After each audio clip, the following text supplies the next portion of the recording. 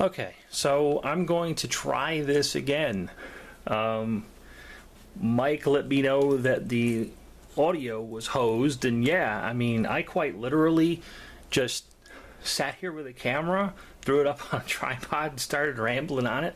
Took the card out, walked over to the computer, chucked it on YouTube, and didn't know the wiser that there was something wrong with the audio.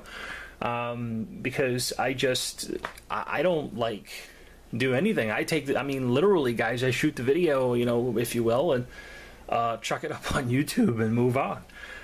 So I had no idea that the audio was crappy, and I'm hoping the audio this time is going to be crappy. I recorded a couple of short clips, and it seemed fine. It was like that one.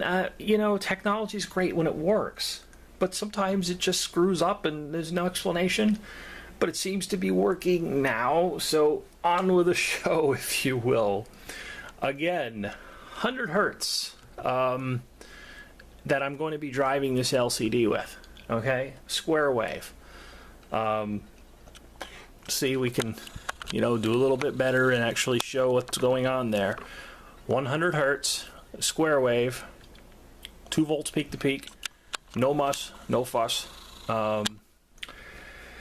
Here is the LCD in question, okay, that we're going to drive, because this is how the easiest way to find, well, what pins drive what, because that's basically what I'm doing here. So positive and negative has no bearing on this. We're not applying a DC voltage to this.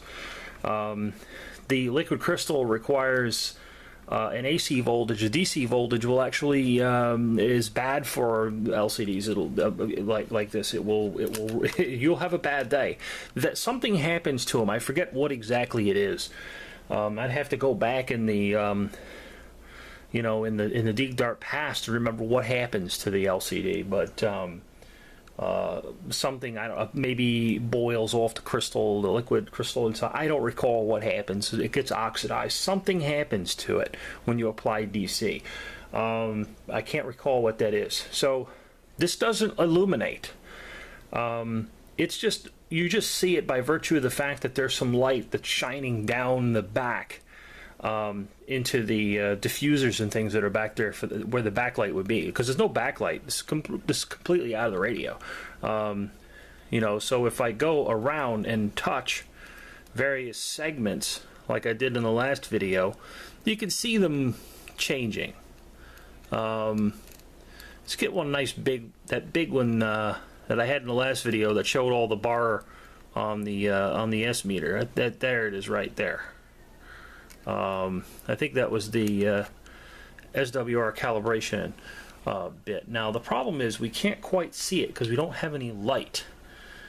You can barely see it on the camera because remember, there's no backlight.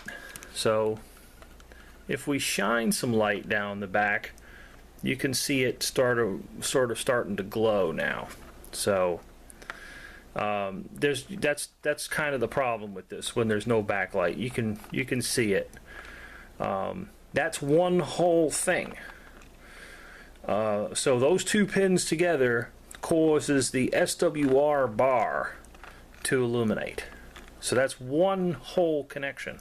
So if the radio's in SWR mode, you have to apply a signal to those two pins.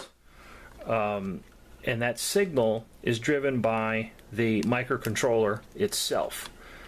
There's a special drive circuitry in the microcontroller.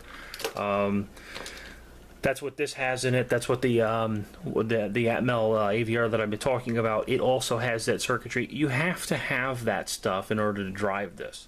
There's no diodes in there. It's quite literally a liquid crystal, just a passive display. There's no transistors. There's no nothing in there. Because that's when you get an LCD. Oh, I know I've got to have some around here someplace. And I'm not talking about an OLED. I got OLEDs all over the place. I'm talking about like a Hitachi display. A regular plain Jane LCD. No, that's...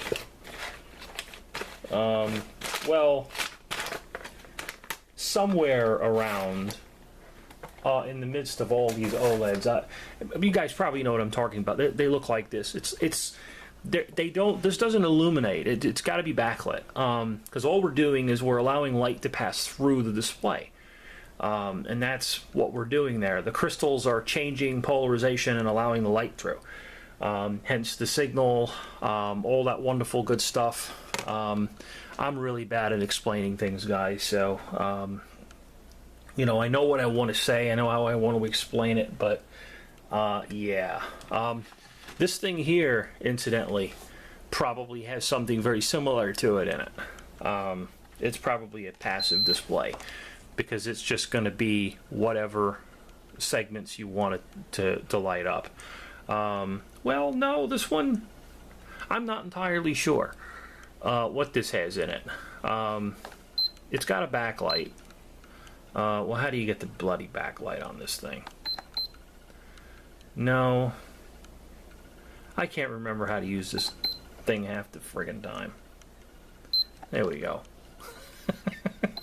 I never have to turn on the backlight, so I don't use those functions. You have to long press the key. But yeah, so this guy, that's all it is. And hopefully the audio isn't crackly on this. Sorry about that, guys. That's just a complete fail. You guys can hopefully forgive me, and until next time.